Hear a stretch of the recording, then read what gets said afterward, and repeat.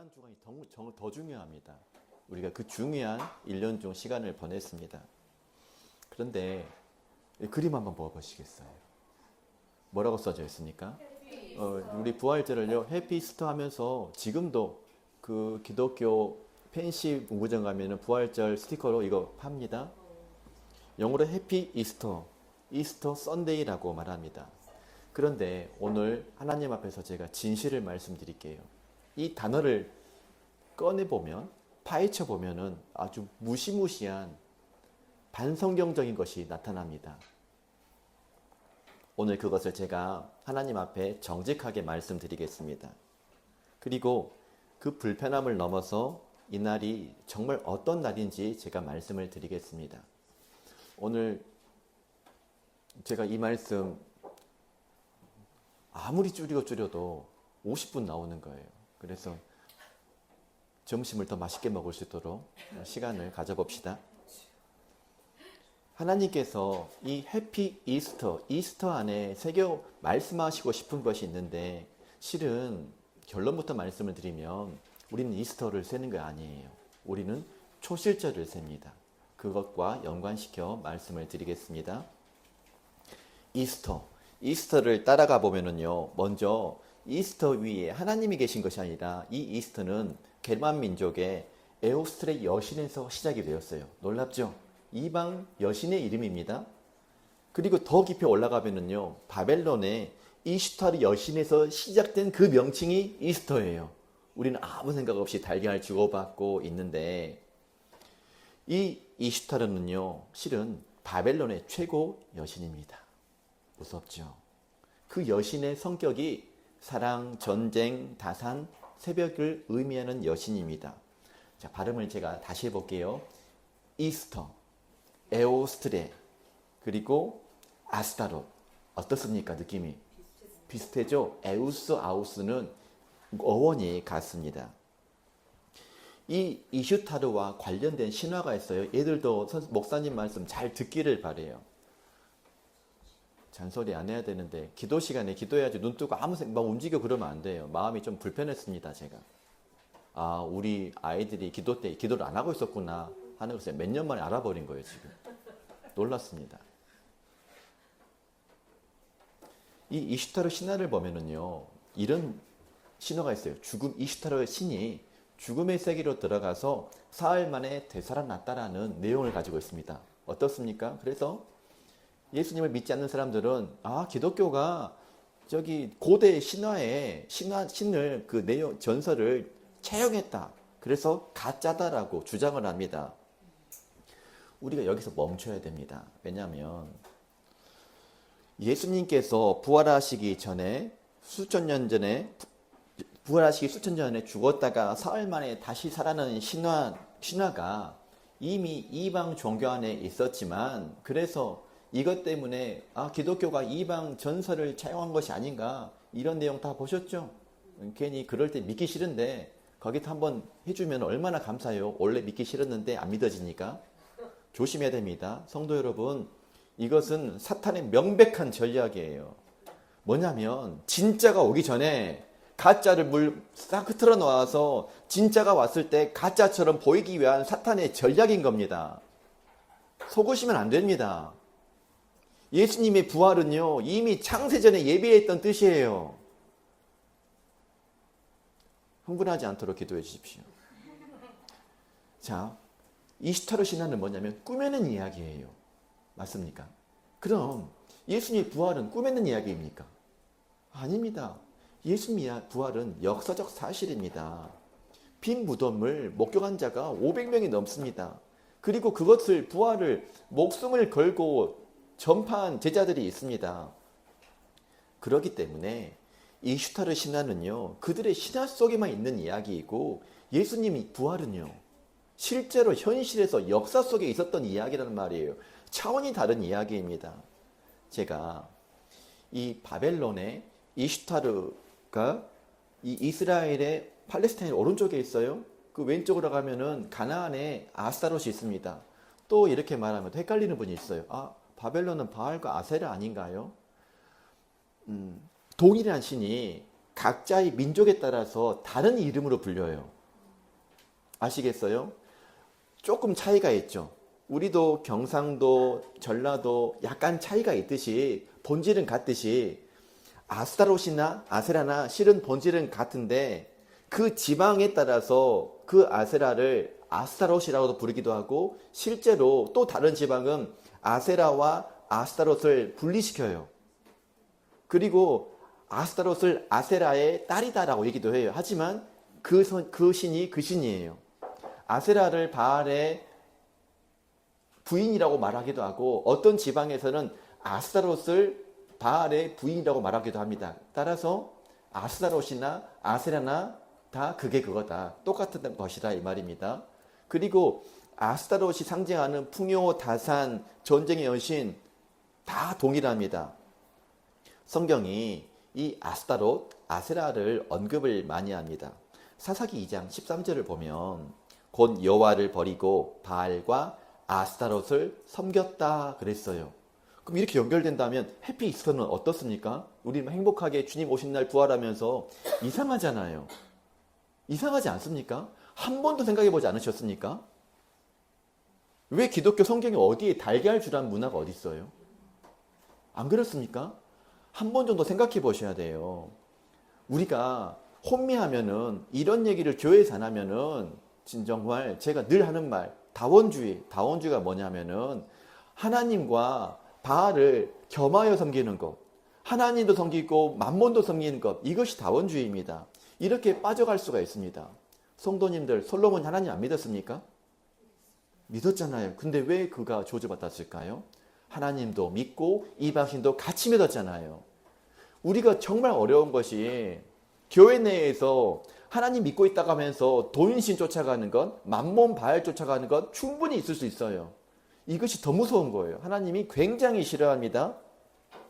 이스라엘 역사를 보면 이스라엘을 무너뜨린 그 우상이 바알과 아스타롯, 아세라였었습니다. 이 아스타롯의 핵심이 무엇이냐면 다산이요, 풍요요, 그리고 하나 더 있어요. 음란이에요. 이게 들어있어요.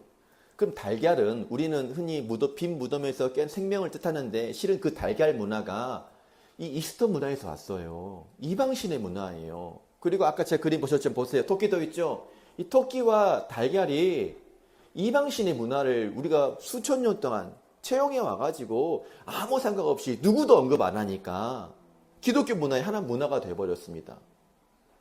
저는 늘 이상했었어요. 20년 전부터 왜 부활절을 이스터라고 말하지?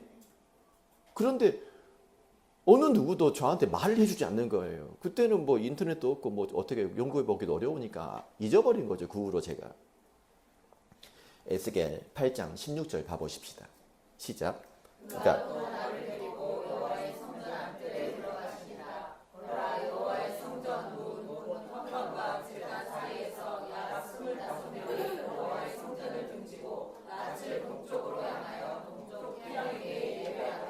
말씀이 참 무서운 말이에요. 우리는 얼굴을 어디로 들여야 됩니까? 어디를 향해야 됩니까? 성전을 향해야 되죠. 그런데 뭐라고 써져 있죠? 무시무시하죠. 알고 보면 무시무시해요. 하나님을 향해 얼굴을 돌리고 어디를 썼다? 동쪽. 동쪽이 태양신, 이방신을 말하고 있는 것이죠. 이런 가증한 행동을 어디서요? 교회에서 행동을 했다는 말이에요. 조심하셔야 돼요. 다시 말씀을 드릴게요. 교회는 누구에게 마음을 돌려드려야 됩니까? 근데 교회에 하나님께 마음을 드리지 않고 자꾸 딴 생각 한다는 것은 우상이 저런 것과 똑같은 거예요. 하나님은 이 시간 복 주시기를 원하는데 내 생각이 복을 다 갈아먹어 버리고 내 삶이 깨질 수가 있다는 것입니다. 하나님께서 얼마나 비참하셨을까? 이런 말씀하시는 거예요. 여호와의 성전을 등지고 낯을 성전이 아닌 동쪽을 향하여 동쪽 태양에게 예배하고 있더라. 허허이, 참 이런 느낌이에요. 이 말씀이. 이것이 이슈타르, 아스타롯 숭배의 핵심이었습니다. 이스타라는 이름이 어원이 동쪽을 뜻하고 있거든요. 그리고 이것은 단순한 우연이 아닙니다. 이슈타르가 바벨론의 여신이고 아스타롯이 가나안의 여신이고 아스타르테가 그리스의 여신이고 에오스트레가 독일 게르만 민족의 여신이다. 그것이 영어로 이스터가 된 것입니다. 놀랍죠. 문화에 따라서 이름은 바뀌었지만 그 본질 이방신이라는 것은 똑같았습니다. 이 이방 여신을 섬기는 의식의 상징이 어디로 들어왔습니까? 기독교 부활절로 확 들어와 버린 거예요. 우리도 모르게 놀랍지 않습니까? 자, 이제 우리 상식을 얘기합니다. 기독교가 공인 종교로 인정된 시기가 4세기예요. 그때 로마 황제가 혹시 아십니까? 콘스탄티누스 황제예요. 콘스탄티누스 황제가 이제부터 기독교는 공인된 종교다라고 말하면서 교회 회의를 주관하는데, 교회 회의는 누가 주관해야 될까요? 교회의 사역자가 주관해야 되겠죠. 근데 교회 회의를 주장하는데 황제가 딱 하고 앉아 있는 거예요. 황제가 의장이 된 것입니다. 그런데 그 의장, 콘스탄티누가 기독교의 의장이 아니었었어요. 모든 신들의 의장이 된 거예요. 놀랍죠? 기독교 공인이 되었음에도 의장은 누구였다? 기독교, 하나님을 믿는 사람이 의장이 아니라 황제가 의장이 됨으로써 정치색을 다 끄집어 들인 거예요. 그때 그 사람은 기독교만 믿는 것이 아니라 이방신도 믿으니까 기독교 부활절이 이방신 문화를 다 차용해 버린 거예요. 누가 그렇게 했기 때문에. 누가요? 정치인이. 놀랍지 않습니까? 소름 끼치지 않아요?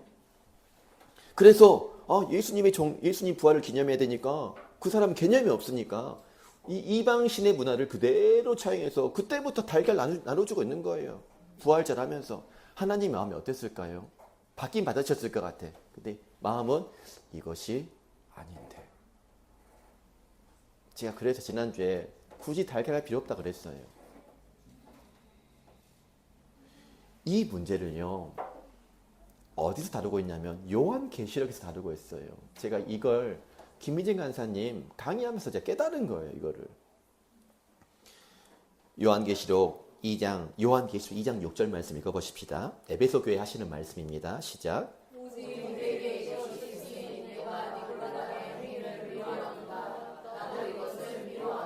2장 15절도 읽어보십시다.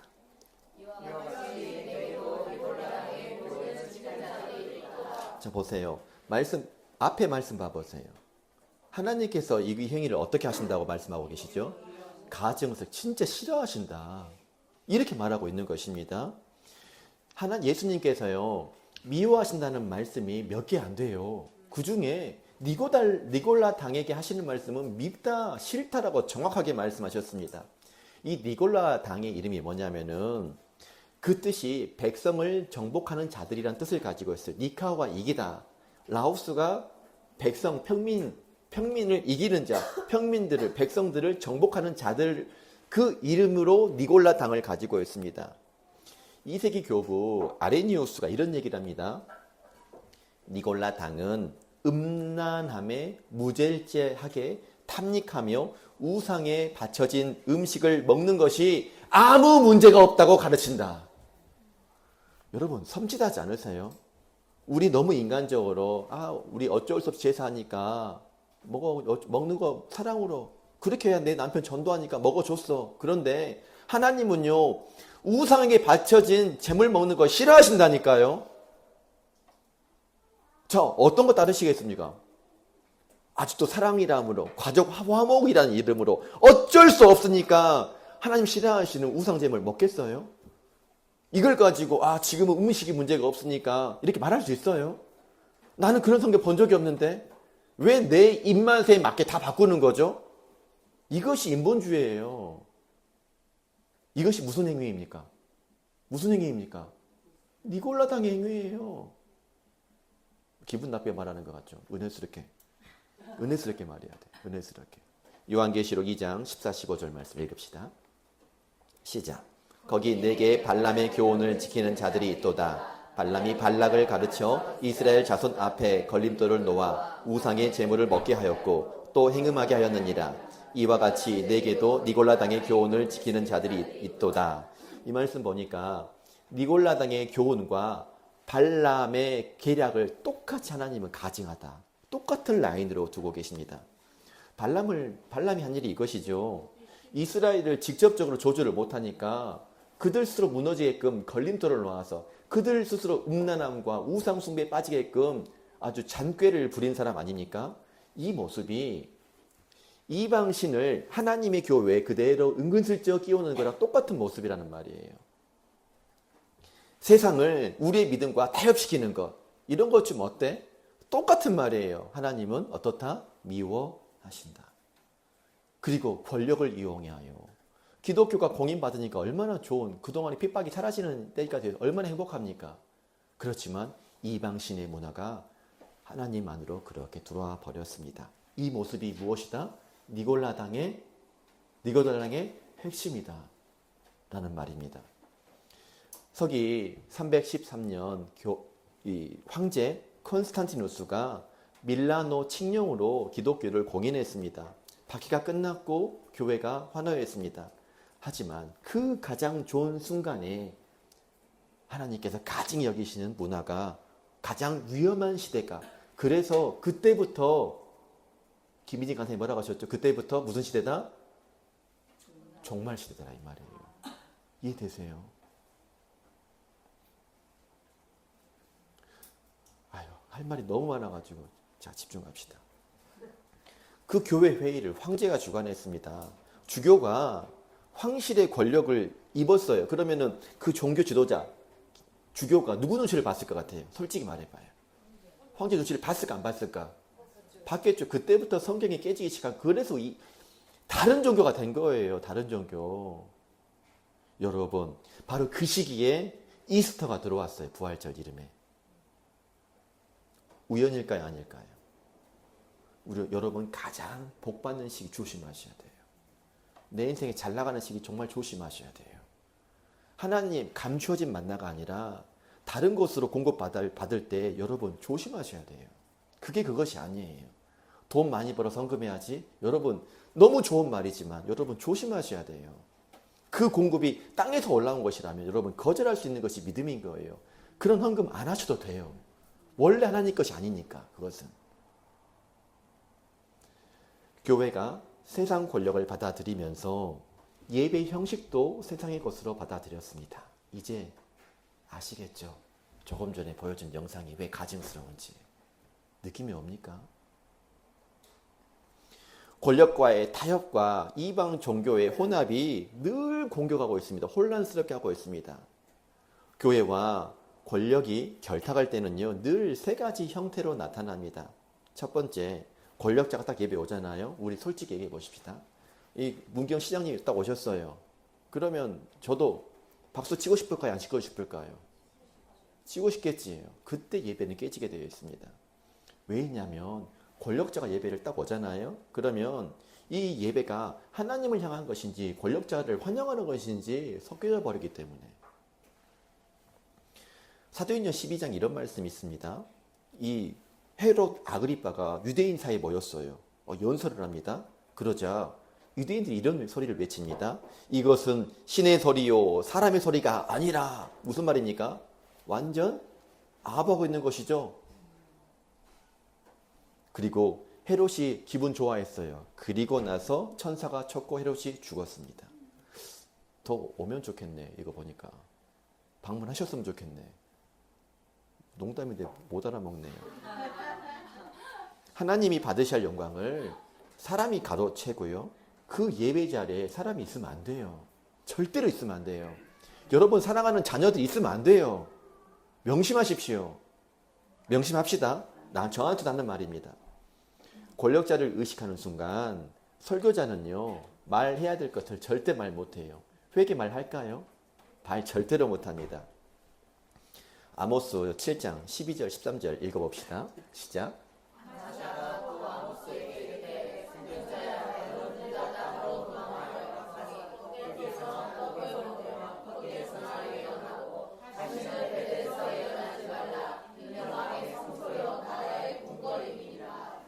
지금 눈치를 아모스 선지자에게 종교자가 그런 얘기 하지 마라고 얘기를 하고 있습니다.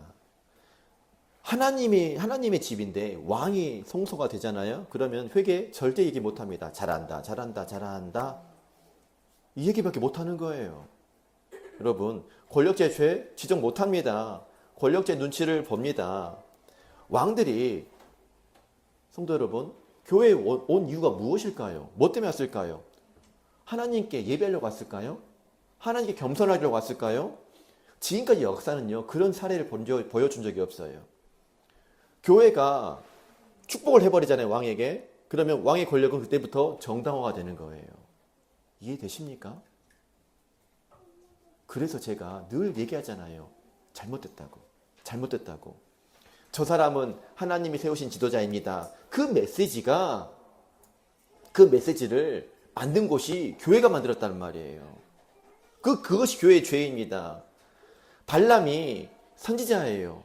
발락에게 그 권력을 인정한 사람은 발람 선지자가 그 발락의 권력을 인정했습니다. 곧 종교적 정당성을 악한 정권이 가질 수 있다는 말입니다. 이 일이 올해 부활절에 일어났어요. 저번 주에 일어난 일입니다. 이 나라의 교회에 정치인들이 예배에 들어와서 그들이 축사를 했습니다. 그 예배입니까? 이제 대한민국의 죄를 아시겠습니까? 대한민국이 왜 이렇게 무너지는지를 아시겠습니까? 성도들이 박수를 쳤습니다. 저는 그 교회가 잘했다 못했다 그런 얘기를 하려고 싶은 것이 아니에요. 이것이 영적으로 어떤 일인지를 말씀드리고 싶은 것입니다. 부활주일 정치인이 예배에 초청되어 축사를 할 때에는요, 우리는 늘 질문을 해봐야 돼요. 첫 번째 질문, 이 예배의 중심이 누구인가? 이걸 물어봐야 됩니다. 예배는 하나님께 예의를 갖춰 경배하는 시간입니다. 설교도, 찬양도, 성찬도, 기도도 모두가 다 하나님께 향해야 됩니다. 그런데 정치인이 강단에서 축사를 할 때 회중의 시선이 어디를 향하겠습니까? 회중의 마음이 어디를 향하겠습니까?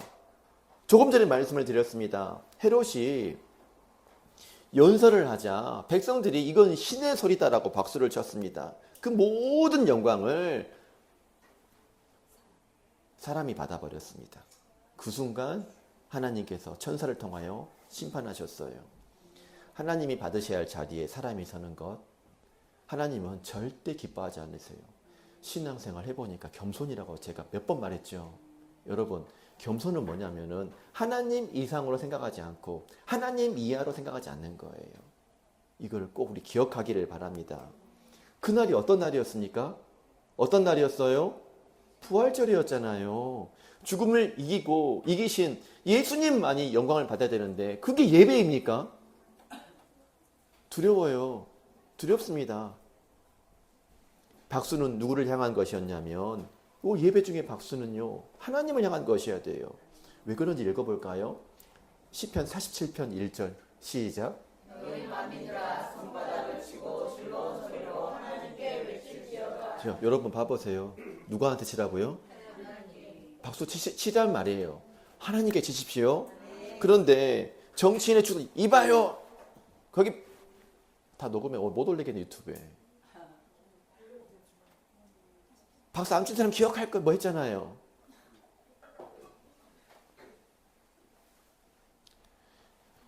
헬라어로 예배는 방향성이에요. 방향성. 그 방향이 하나님을 향하지 않고 다른 것을 향하는 순간 그것 하나님께서는 됐다 예배 받지 않으십니다. 세 번째 질문 하나 드릴게요. 그 시간에 복음 선포될 수 있을까요? 정치인이 앉아있는데 설교자가 회개를 촉구할 수 없듯이 권력자의 죄를 지적할 수가 없습니다. 권력자 앞에 있는데 좁은 문으로 들어가세요 이렇게 말할 수 없습니다. 아모스가 베델에서 선포했습니다. 이스라엘의 죄, 왕실의 부패를 거침없이 말했습니다. 그때 제사장 아마샤가 여기는 왕의 성소라고 했어요. 뭐가 틀렸죠? 왕의 성소라고 했어요. 뭐가 틀렸습니까? 하나님의 성소지 뭐 왕의 성소예요. 예배당이 왕의 성소가 되는 순간 하나님의 사람은 침묵을 강요받게 되어 있습니다. 잠자는 자들의 첫 열매이신 예수님께서 살아나신 날이 부활주의예요. 그 설교단에 온전한 복음이 선포될 수 있는지를 우리 늘 사역자도 성도도 같이 확인해야 됩니다. 이 모습이 어떤 당의 모습이다? 니골라 당의 모습이다. 이 말이에요. 이제 연결해 보입니까? 그럼 니골라 당의 핵심은 이것이 되겠죠. 자, 믿음이 있으면 형식은 상관없다. 맞아요? 틀려요? 틀려요. 형식이 있어야 돼요. 선교를 위하여 이방 문화 가지고 와도 괜찮다. 권력을 활용하여 복음 전할 수 있지 않은가? 아니에요. 솔깃하죠. 정치인을 초대하여서 부활절 예배에 초청하는 논리가 무엇일까요? 많은 사람들에게 유익이 되지 않습니까? 또 이렇게 말할 거예요? 분명히 우리도 말할 것 같아요. 대통령도 구원받아야죠. 복음의 기회 삼아야 되죠. 하지만 맞아요. 의도가 순진할 수 있어요. 하지만 그 구조의 모습이 니골라 당의 모습과 똑같지 않습니까?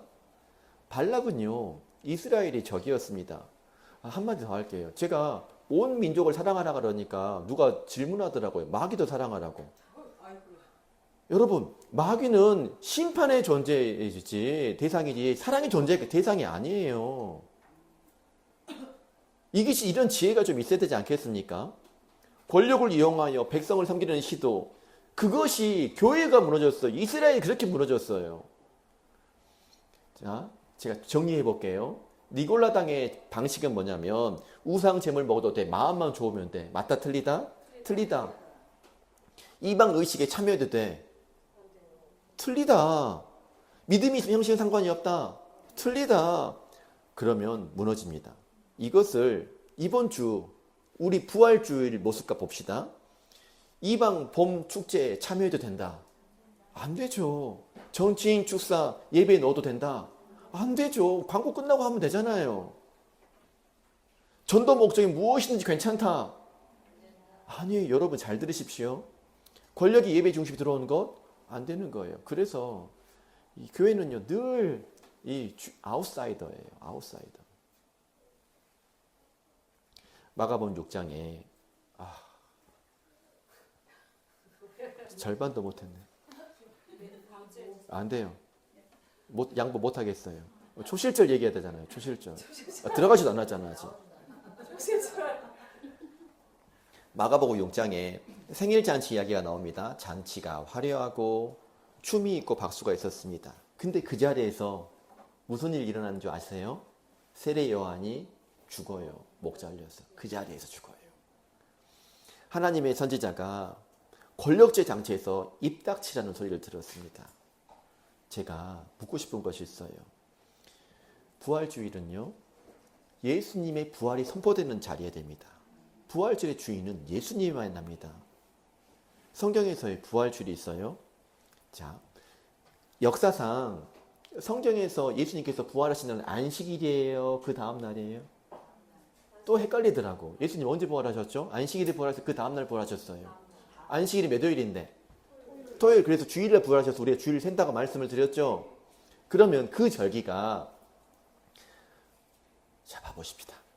설명을 한 번만 설명할게요. 이스라엘의 종교력 1월 음력이에요. 1월 14일 6월절이에요. 근데 6월절은 안식일이에요. 자, 우리의 안식일은 언제다? 토요일인데 6월절도 안식일로 센다고. 예수님께서 6월절 안식에 돌아가셨어요. 그래서 금요일도 돌아가신 것이 아니에요. 나중에 얘기합시다. 그리고 안식 후 첫날 이 마리아와 요한나와 갔죠. 우돔에 달려갔죠. 그날은 그 안식일은 뭐냐면 토요일 다음날 안식일. 안식일 다음날 주일이었었어요. 부활주일이었었어요. 이해되세요? 나중에 얘기합시다. 그런데 자, 음력 1월 14일이 어떤 종교절기? 6월절. 1월 14일 저녁 오후 6시부터 15일이죠. 그러니까 15일부터 일주일간 1월 21일까지는 무교절이에요. 무교절이에요. 그리고 그 절부터는 뭐죠? 누룩 넣지 않는 떡 먹는다 그랬죠? 이게 보세요. 6월절과 무교절은 떨어져서 붙어 있어요. 그래서 무교절이라고 말하기도 하고 6월절이라고 말하기도 해요. 14일부터 21일까지 세니까. 근데 14일이 제가 안식일이라고 그랬죠? 토요일이 아닌 안식일이에요. 그럼 15일부터 21일 사이에 안식일이 있을까 없을까? 있겠죠. 일주일이 있으니까 그 무교절 사이에 있는 첫 번째 안식일 다음 날이 초실절이에요. 이해되세요? 그럼 초실절은 오늘날, 자, 예수님께서 부활하신 날이 안식일 다음 날이었죠. 그 부활절이, 우리가 세고 있는 부활절이 이스라엘 절기는 어떤 절기였다? 초실절. 질문할게요. 알아맞혀봐요. 초실절은 안식일입니까? 안식일 다음 날입니까? 이해되세요? 오늘날 그 날이 어떤 날이에요? 주일이에요. 부활절. 이해되세요? 그러면 지금도 토요일 예배한다고 말하면 어떤 마음이 들어야 돼요? 그럴 수도 있지가, 또 아이고 계속 미안해요. 할 말 딴 얘기 하려고 그러네. 토요일 안식일 구약의 율법 돌아가자 이 얘기는 본질적으로 예수님 부활을 거절하고 있는 거예요. 엄청난 죄예요. 그거는 이단이 하는 말이에요. 속지 마세요. 또 그거 가지고 목사님 우리 율법 지켜야 되잖아요. 이제 그런 얘기 우리는 하지 마십시다. 제가 분명히 말씀을 드렸기 때문에 그렇습니다. 그때 찾아간 사람이 그 부활절, 부활주일에 안식일 다음날 찾아간 사람이 막달라 마리아와 요한나, 야고보의 어머니 마리아였습니다. 그때 그날이 빈 무덤을 보고 부활주일이 된 거예요. 이것이 강단에서 선포되어야 될 메시지입니다. 정치인이 와서 축사하는 시간이 아니에요. 부활절은요, 예수님께서 살아나셨다는 이야기를 선포해야 됩니다. 이것이 유일한 선언이 되어야 되는 거예요. 다른 얘기 하면 안 됩니다. 오해하지 마십시오. 정치인이 오지 말라는 것이 아니라 정치인도 예배할 수 있어요. 권력자도 회개가 필요합니다. 대통령도 무릎을 꿇어야 됩니다. 하지만 그들이 예배 오는 거 환영하지만 뭐로요? 권력자로 오면 안 돼요. 성도로 와야 돼요. 그러니까 여러분들 담임 목사에서 기도하셔야 돼요. 권력의 눈치를 보지 않도록 꼭 기도하십시오. 여러분을 위하여, 교회를 위하여 기도해야 되는 것입니다. 그들이 이 자리에 올라오면 안 돼요. 회중석에 그들은 앉아 있어야만 됩니다. 그들이 강단에 올라와서 축사를 받고 박수를 받는 것, 그것은 예배에 온 모습이 아니었다는 말입니다.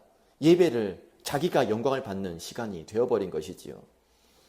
사울이 블레셋과의 전쟁 앞에서 사무엘을 기다려야 되죠. 근데 사울이 직접 예배를 집전했습니다. 스스로 번제를 드렸어요. 그러자 사무엘이 이런 말을 합니다. 왕이 망령된 행동을 했다. 왕이 하나님 여호와께서 명령하신 명령을 당신은 지키지 않았다라고 얘기를 했습니다. 권력자가 제사장의 자리에 앉는 거 여러분 기뻐하지 않으십니다. 엔시에민 교회에 국정원 그 넘버 2인가 3인가가 왔어요. 그 사람이 와서 제일 먼저 한 일이 뭔지 아세요? 우리 그렇게 할 수 있어요? 여러분 그렇게 하실 수 있습니까? 왜 없어요? 해야지 당연히. 당연히 해야 되는 거 아니에요? 우리 아이들은 이런 거 가르쳐야 되는 거 아니에요? 이게 예배 아닙니까? 이제 완성이 됩니다. 이스터가 이방 여신의 이름으로 불러온 그 이름은 그저 그럴 수도 있지 그런 의미가 아니에요. 이것이 수천 년 동안 기독교 저주로 왔지 않습니까? 그 시작이 콘스탄티누스 그 황제에 의하여 기독교가 공연된 후에 권력과 이 기독교가 결탁함으로써 이상한 문화가 생겨버렸습니다. 권력과의 타협을 하자 부활절이 언제부턴가 해피 이스터가 되어버렸어요. 이방 문화와 타협하자 아무 생각 없이 달걀 구워가지고 나눠줘야 된다. 저 다음 내년부터 우리 저 달걀 하기 싫어요. 아니 알았으니까 그럴 수도 있는데 달걀 먹은다고 죄는 아니에요. 근데 하기가 싫네. 그리고 예배에 타협하는 거 정말 싫습니다. 이 세 가지가 하나의 뿌리, 무슨 당? 니골라당의 모습이다 이 말이에요. 하나님이 아닌 것을 예배의 중심에 놓는 것, 바로 그것입니다. 요한계시록 17장 1절 2절 보면 많은 물 위에 앉은 큰 음녀가 받을 심판을 내게 보이리라. 땅의 왕들도 그와 더불어 음행하였고 땅에 사는 자들도 그 음행의 포도주에 취하였더라. 여러분 권력과 신앙을 섞지 않기를 바랍니다. 땅의 왕들의 음행은 이것이 이슈타르, 이 아스타로스의 최종 이미지이고 종교와 교회와 권력이 결탁하는 최종 모습이 되는 것입니다. 요한계시록 18장 4절 읽어보십시다. 시작.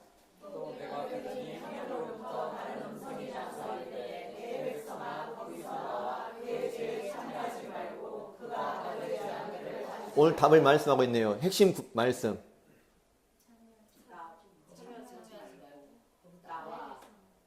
아유, 이럴 때 딱 걸어야 되는데 거기서 나와가 핵심 구절이에요. 거기서 나오라. 우리 성령님은 뭐라고 말씀하십니까? 이런데 뭐라고 말씀하십니까? 꾹 참고 있어라. 나가라. 나와라. 이게 하나님 마음이에요.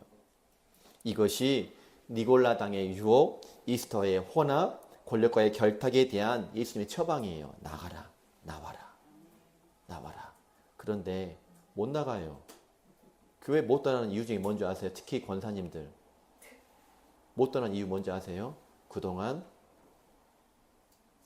결혼이나 장례로 뿌린 돈이 많아가지고 못 떠나요.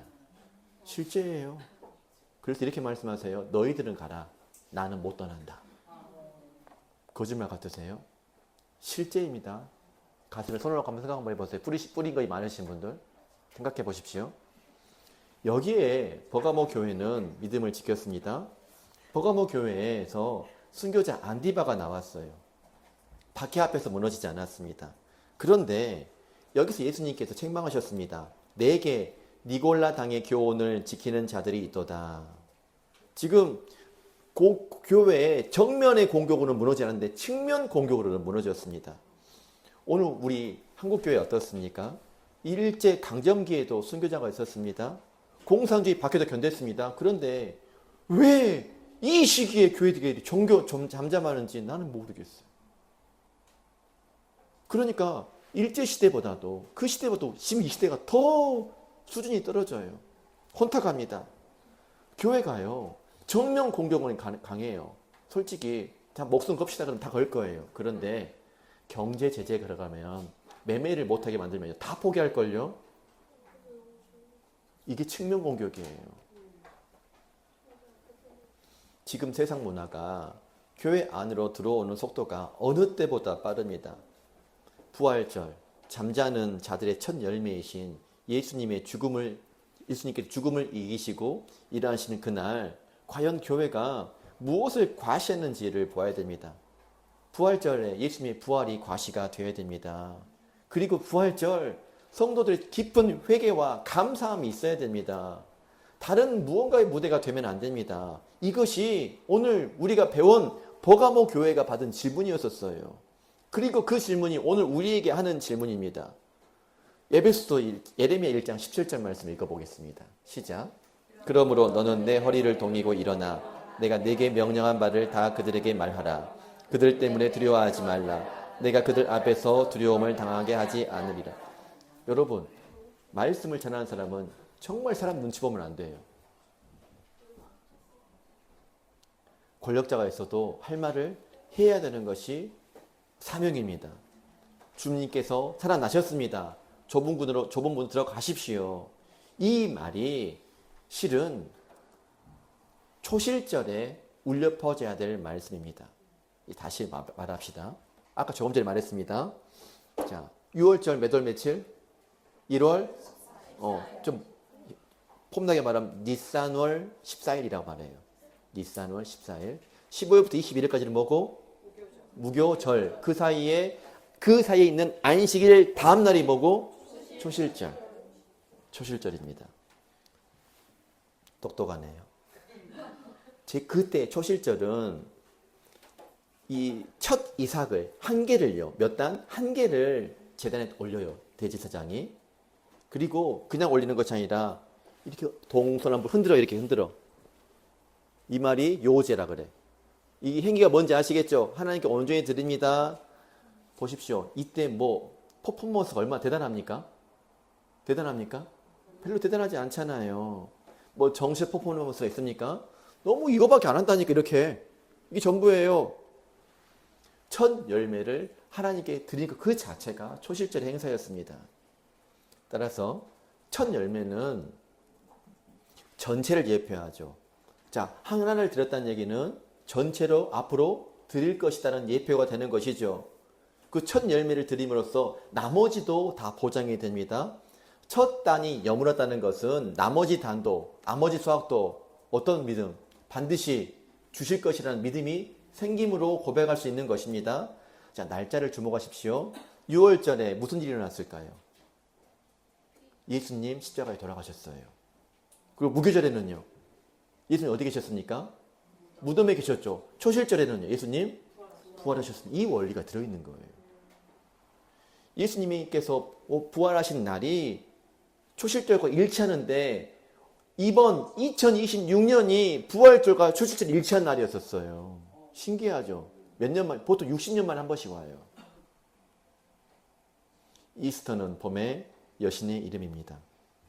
자, 그럼 우리가 말해보십시다. 부활절인데 해피 이스터 해야 될까요? 해피 초실절 해야 될까요? 이게 맞는 말이죠.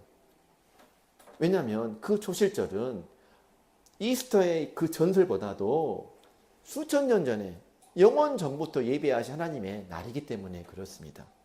그럼 답이 나왔네요. 하나님께서 이스라엘에게 초실절을 지키라고 명령하신 이유는 무엇을 말씀하고 싶어서였을까요? 예수님의 부활이 있음을 말하고 싶은 그걸 기념하라고 초실절을 만들어 놓으신 것입니다. 고린도전서 15장 20절 말씀에 그러나 이제 그리스도께서 죽은 자 가운데서 다시 살아나사 잠자는 자들의 첫 열매가 되셨도다. 시작이 어떻게 시작합니까? 그러나 이제, 그러나 이제, 그러나 이제. 부활절이 이스터의 데이가 되어버렸고, 부활절이 니골라당의 타협이 되어버렸고, 부활절이 권력과의 결탁이 되어버렸지만, 그러나 이제 예수님께서 첫 열매로 부활하셨습니다. 따라서 우리에게 필요한 말씀은요, 오늘은 그러나 이제예요. 그러나 이제. 첫 열매라는 것은 예수님의 부활을 말하고 있는 것이겠죠. 제가 조금 전에 말씀을 드렸습니다.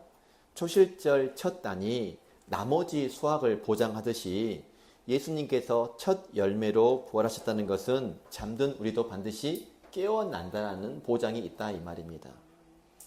그 말씀이 고린도전서 15장 23절 말씀입니다. 시작.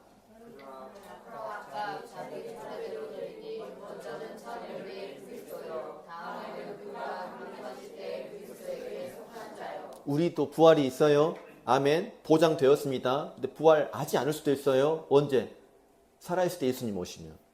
그건 나중에 다 얘기하겠습니다. 이슈타르는 신화 속에만 살아있고 아무도 살아나지 못했습니다. 하지만 예수님은 역사 속에서 살아나셨고 따라서 우리도 반드시 살아날 것입니다. 그것이 초실절이 말하고 있는 거예요. 첫 단이 왔다면 반드시 수확이 있다는 말입니다. 첫 열매이신 예수님이 부활하셨으면 우리도 반드시 부활한다는 말입니다. 이것이 그 이스터 달걀이 줄 수 없는 소망입니다. 정치인의 축사가 줄 수 없는 위로입니다. 역사적 사건이 주는 확실한 위로입니다. 초실절에 제사장이 이 한 단을 흔들었습니다. 어떻게 흔들었냐면 여호와 앞에 연락되도록 흔들었습니다. 연락이란 말을 가지고 로마서 4장 25절 읽어봅시다. 시작. 예수는 우리가 범죄한 것 때문에 내줌이 되고 또한 내줌이 되셨다는 말이에요. 예수님의 부활은 하나님께서 예수님 십자가를 받아주셨다는 영수증이 되는 것이죠. 부활하셨다는 그 예배를, 죽음의 예배를 받으셨다는 말이에요. 받아들여졌다. 그것을 예수님께서 십자가 마지막에서 다 이루었다. 원어로 테텔레스타이. 몰라도 돼요. 이런. 히브리서 9장 24절 말씀 읽으십시다. 시작.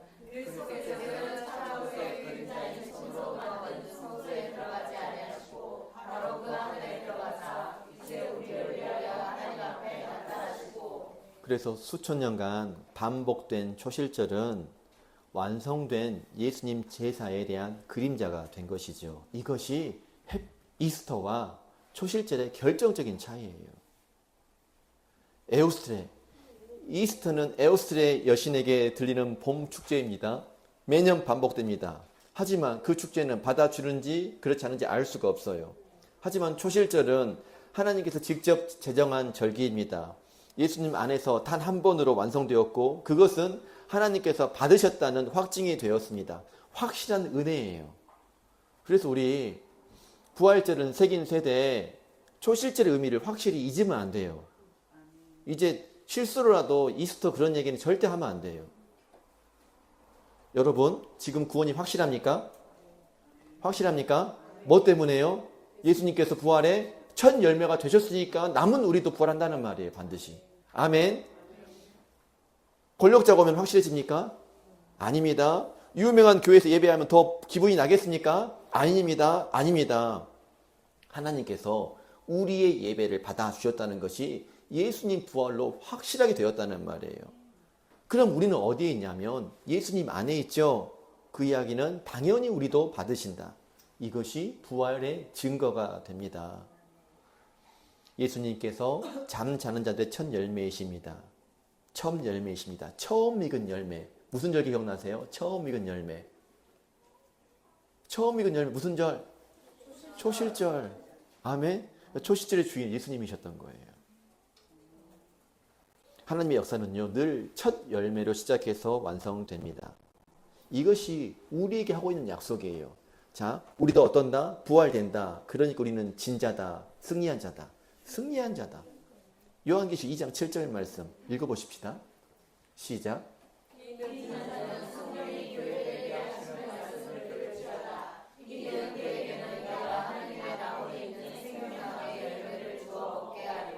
이것이 감추어진 만나예요. 알겠죠?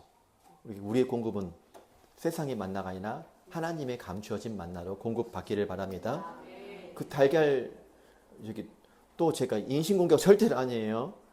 지금 말씀 준비한 것 뿐입니다. 이슈타르의 달걀이 우리를 위로하지 않습니다. 권력자가 박수가 우리를 위로하지 않습니다. 정신의 축사, 세상의 인정이 우리를 위로하지 않아요. 그렇기 때문에 오늘 예배 너무너무 중요해요. 우리 위로는 누구부터 봐야 된다. 오직 하나님부터 받아야 되기 때문에 우리는 하나님께 전심으로 예배합니다. 이 은혜는요, 타협하지 않는 자에게만 주어져요. 니골라 당의 문화를 깨버린 자에게만 주어집니다. 우리가 이겨야 될 것이 있어요. 이기라고 하니까 배우자를 이겨먹나 그건 말이 아니라 니골라 당의 행위를 이겨야 돼요. 이스트를 이겨야 됩니다. 이 권력과의 결탁을 이겨야 되고 부활주의 오염을 이겨야 되는 거 아닙니까? 그런 자에게 생명나무에 감추어진 만나를 주시겠다. 감추어진 만나를 주시겠다고 말씀하셨습니다. 예수님께서 영혼을 가지고 오십니다. 맞아요. 달걀이 새 생명을 상징하는 거 맞습니다. 하지만 우리는 달걀이 새 생명을 상징하는 것이 아니라 예수님의 빈 무덤이 생명을 상징하지 않습니까? 이슈처라는 신화 속에 살아있지만 우리는 역사 속에 예수님 살아계시지 않습니까? 우리는 이스터는 달걀과 토끼로 다산을 약속하지만 우리는 무엇으로 그 약속을 받습니까? 십자가로 그 약속 받는 거 아니겠습니까? 니골라 당은 타협을 가르쳤지만 예수님은 감추어진 만나를 통하여 우리에게 이기는 것을 가르치고 계십니다. 오늘 말씀을 정리합니다. 먼저 이스터는 이방 여신의 이름에서 왔다. 그 혼합과 권력 결탁은 요한계시록의 니골라 당의 모습과 흡사하다. 그런 하나님은 수천 년 전 초실절을 준비하셨다. 오늘 이 자리에서 세 가지 결정하도록 하겠습니다. 다른 문화가, 세상 문화가 이 예배에, 나의 예배에 들어있다면 이제는 과감히 잘라내십시다. 뭐 사랑, 인권, 어쩔 수 없었다 그런 얘기 하지 마시고 그냥 아닌 건 아닌 거예요. 결단하기를 바랍니다. 그리고 예배를 더 순결하게 지키십시오. 더 순결하게 지키기를 원합니다. 이 예배단에서는 선포돼야 할 말씀은 오직 한 분, 예수님만 드러나셔야 됩니다. 그리고 한 가지 더, 초실절의 실체를 붙잡으십시오.